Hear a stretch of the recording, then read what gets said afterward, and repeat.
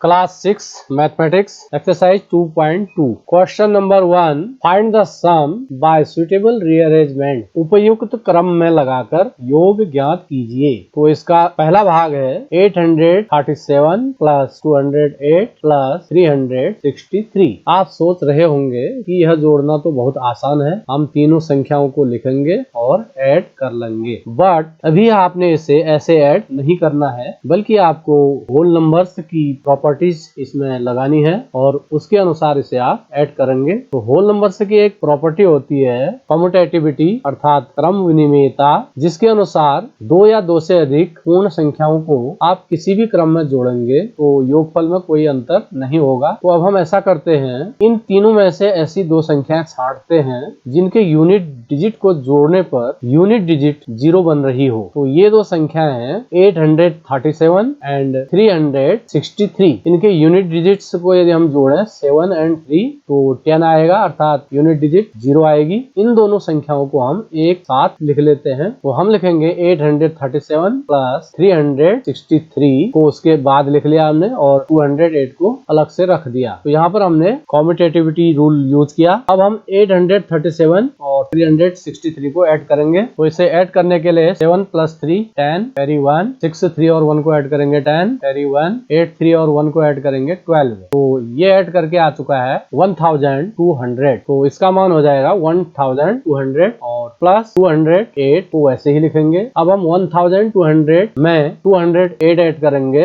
8 का 8, 0 का 0, 2 और 2 4 1। तो यह आ जाएगा 1408। आंसर बी पार्ट है 1962 प्लस 453 प्लस 1538 प्लस 647। तो इसमें भी हम वही कम्यूटेटिविटी रूल लगाएंगे, क्रम विनिमेयता का नियम। यदि हम फर्स्ट और थर्ड नंबर्स के यूनिट डिजिट्स को देखें, इनको ऐड करने पर यूनिट डिजिट 0 आ रही है। इसी प्रकार दूसरे और चौथे नंबर के यूनिट डिजिट को ऐड करने पर यूनिट डिजिट 0 आ रही है। इसीलिए हम फर्स्ट और थर्ड नंबर को एक साथ लिखेंगे और सेकंड और फोर्थ नंबर को एक साथ लिखेंगे। तो 1962 प्लस 1538 प्लस 453 एंड 647। अब आप 1962 और 1538 को ऐड करेंगे। तो ऐड करने पर यह आ जाएगा 3500। इसी प्रकार 453 और 647 को ऐड करेंगे तो यह आ जाएगा 1100।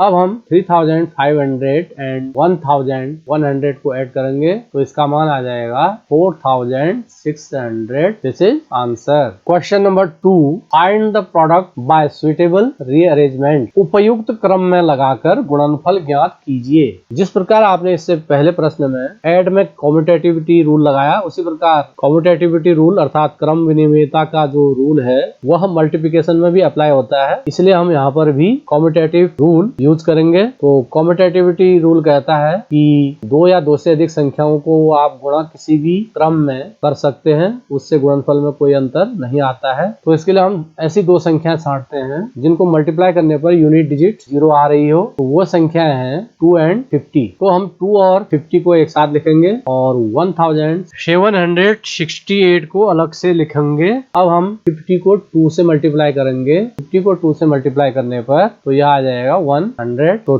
2 इंटू 50 के स्थान पर 100 आ जाएगा और 1768 वैसा ही रहेगा। अब 100 से किसी भी संख्या को गुणा करना बहुत आसान होता है। 100 से जिस संख्या को गुणा किया जाता है उस संख्या के अंत में 2 शून्य और बढ़ जाते हैं। इसका आंसर आ जाएगा 1,76,800। इसी का बी पार्ट है 4 इंटू 166 इंटू 25। तो इसमें हम 25 और 4 को एक साथ लिखेंगे, क्योंकि 25 से 4 को मल्टीप्लाई करने पर जो यूनिट डिजिट है 0 आएगा। 4 5 जा 20 होता है। तो इसको हम एक साथ लिख लेंगे 4 इंटू 25 और 166 को अलग से लिखेंगे। अब 25 और 4 को मल्टीप्लाई करने पर इसका मान 100 आता है। अब 100 से 166 को मल्टीप्लाई करना बहुत आसान होगा। 166 के आगे 2 शून्य और बढ़ जाएंगे। तो इस क्वेश्चन का आंसर आ जाएगा 16,600। सी 8 इंटू 291 इंटू 125। तो इसमें भी हम कॉम्यूटेटिविटी रूल यूज करेंगे। 125 और 8 को एक साथ लिखेंगे तो 8 इंटू 125 इंटू 291 को अलग से लिखेंगे। अब हम 8 से 125 को मल्टीप्लाई करेंगे तो इसका मान 1000 आएगा और यह बन जाएगा 1000 इंटू 291। तो 1000 से किसी संख्या को जब गुणा करते हैं उस संख्या के आगे 3 जीरो और ऐड हो जाते हैं, का मान आ जाएगा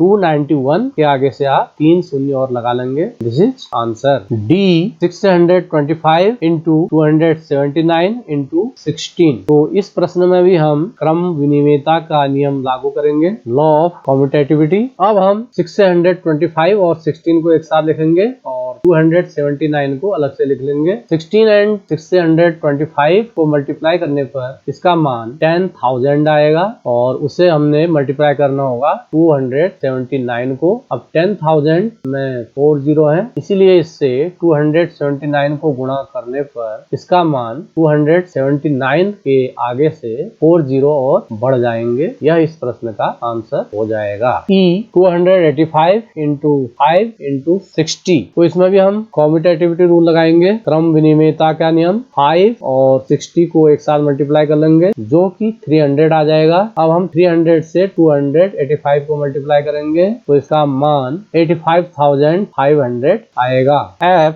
125 इंटू 40 इंटू 8 इंटू 25। तो इस क्वेश्चन में यदि हम 40 और 125 को मल्टीप्लाई करें और 8 और 25 को मल्टीप्लाई करें फिर उन दोनों को मल्टीप्लाई करें, यह क्वेश्चन थोड़ा आसान हो सकता है। बट इससे भी आसान तरीका यह होगा कि हम 125 और 8 को एक साथ मल्टीप्लाई कर लें, 40 और 25 को एक साथ मल्टीप्लाई कर लें। तो हम 125 इंटू 8 को एक साथ लिखेंगे इंटू 40 इंटू 25 को एक साथ लिखेंगे। ऐसा करने से यह मल्टीप्लिकेशन बहुत आसान हो जाएगा। 125 इंटू 8 करने पर इसका मान 1000 आ जाएगा। इसी प्रकार 40 और 25 को आप मल्टीप्लाई करेंगे तो इसका मान भी 1000 होगा। अब 1000 और 1000 को मल्टीप्लाई करना बहुत आसान है। आप 1 से 1 को मल्टीप्लाई कर लीजिए तो यह 1 होगा और सभी जीरोस को गिन लीजिए तो कुल जीरोज हैं 6, तो 1 के आगे 6 जीरो बढ़ा लेंगे। तो this is answer. Question number 3, find the value of the following.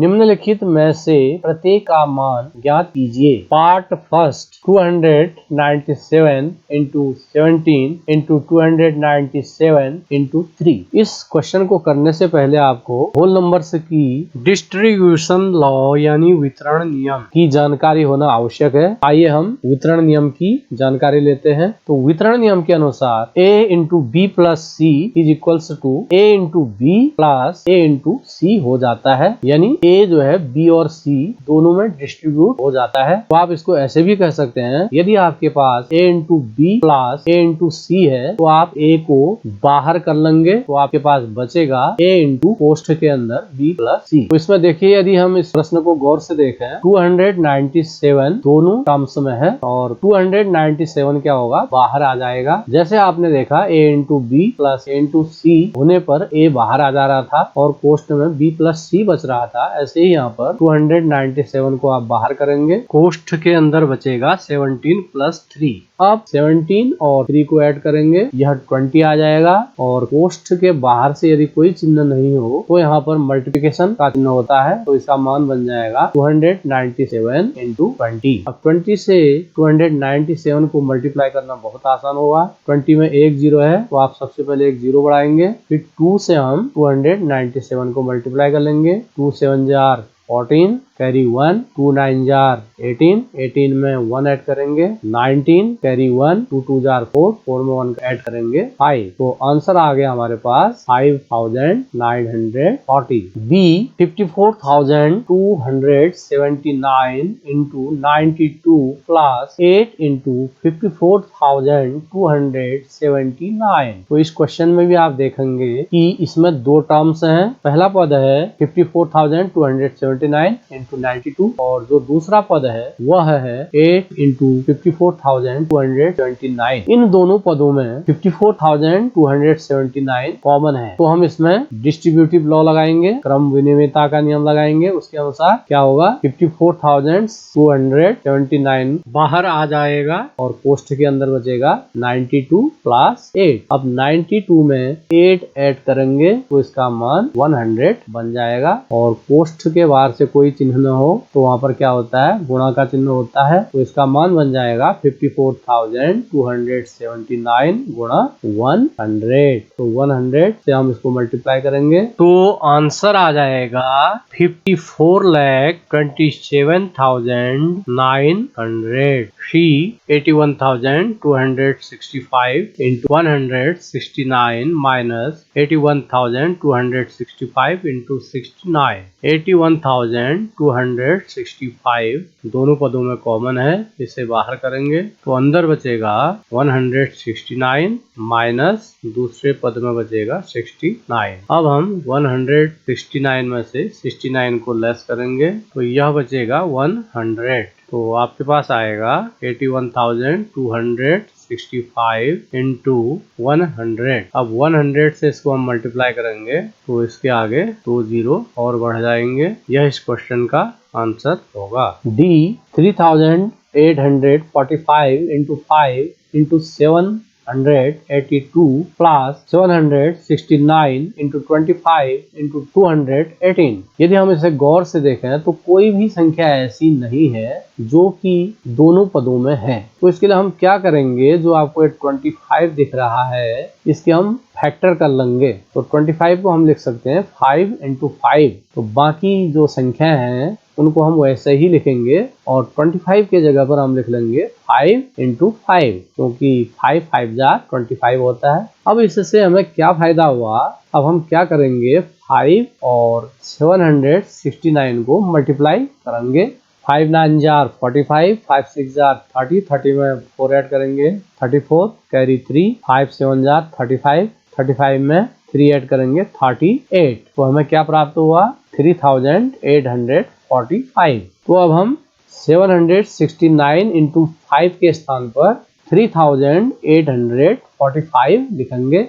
ऐसा करने से क्या फायदा हुआ, ऐसा करने से हमें यह फायदा हुआ, अब आप देखें तो प्लस से पहले और प्लस के बाद आप देखेंगे कि 3,845 इंटू 5, 3,845 इंटू 5 दोनों टर्म्स में कॉमन है, तो इसलिए हम 3,845 इंटू 5 को बाहर करेंगे तो कोष्ठ के अंदर बचेगा 782, बीच में प्लस है, plus 218।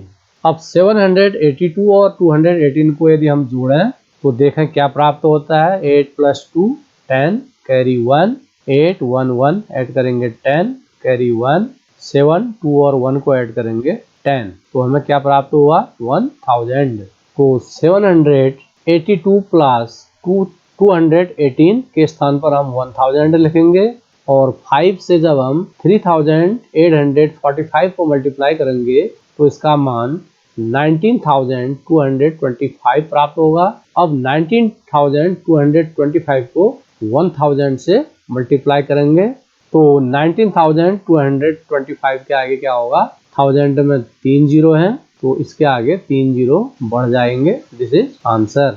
Question number 4, find the product using suitable properties. उपयुक्त गुणों का प्रयोग करके गुणनफल ज्ञात कीजिए। तो इसमें आपको 4 भाग इस प्रश्न में दिए गए हैं। पहला भाग है 738 इंटू 103। तो आपने सीधे सीधे गुणा नहीं करना है बल्कि होल नंबर की प्रॉपर्टीज यूज करनी है। तो अभी हम क्या करेंगे, 103 को 100 प्लस 3 लिखेंगे।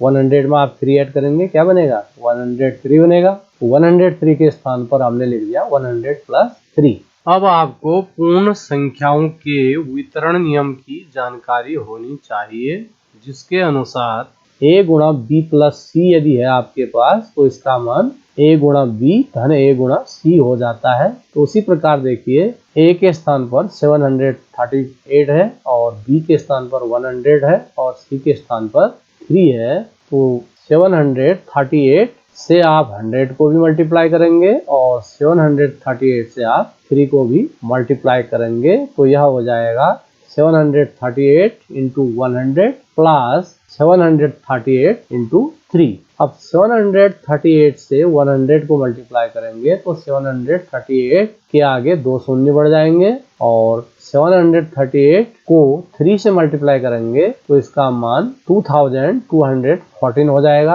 अब 73,800 और 2214 को ऐड कीजिए तो यह आ जाएगा 76,014।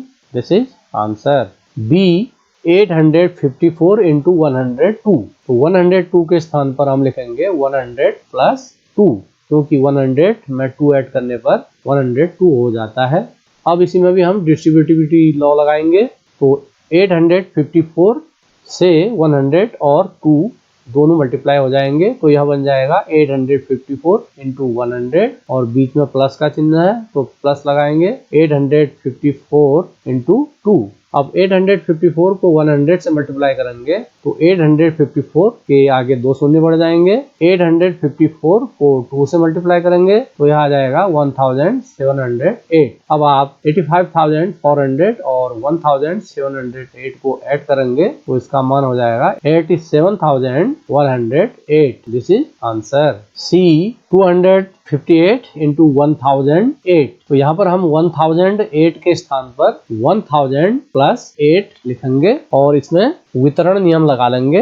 258 से 1000 भी मल्टीप्लाई होगा और 258 से 8 भी मल्टीप्लाई होगा तो यह बन जाएगा 258 इंटू 1000 और बीच में प्लस का चिन्ह है तो प्लस 258 इंटू 8। 1000 से 258 को मल्टीप्लाई करेंगे तो 258 के आगे 3 शून्य बढ़ जाएंगे और 8 से 258 को मल्टीप्लाई करेंगे तो यह 2064 बन जाएगा। अब आप इन दोनों को ऐड करेंगे तो आंसर आ जाएगा 2,60,064। डी 1005 प्लस 168, तो यहाँ पर भी हम 1005 को तोड़ेंगे जिसे हम लिखेंगे 1000 प्लस 5 और 168 वैसा ही रहेगा। अब 168 से 1000 भी मल्टीप्लाई हो जाएगा और 5 भी मल्टीप्लाई हो जाएगा इस नियम से, होल नंबर्स के वितरण नियम से। तो यह बन जाएगा 1000 इंटू 168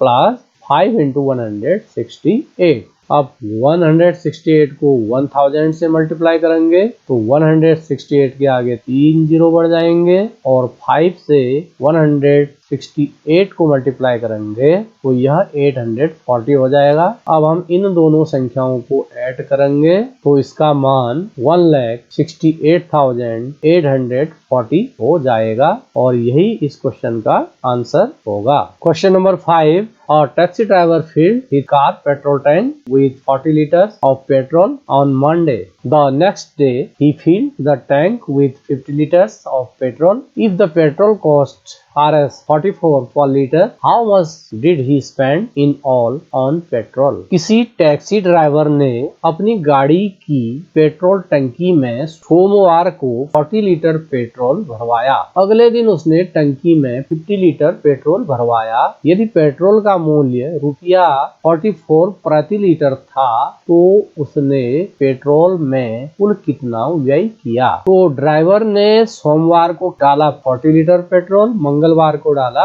50 लीटर पेट्रोल, तो कुल कितना पेट्रोल डाला? आप लिखेंगे सोमवार को पेट्रोल भरा बराबर 40 litre. On Monday he field 40 litre petrol. On Tuesday मंगलवार को पेट्रोल भरा कितना? 50 लीटर। अब 2 दिनों में कुल पेट्रोल भरा गया। इसके लिए आप क्या करेंगे? 40 और 50 को ऐड करेंगे। 40 और 50 को ऐड करेंगे तो हमें कितना प्राप्त होगा? 90 लीटर। अब आपको दिया गया है 1 लीटर पेट्रोल का मूल्य 44 रुपीज है और ड्राइवर ने कुल 90 लीटर तेल डाला तो 90 लीटर पेट्रोल का मूल्य आ जाएगा।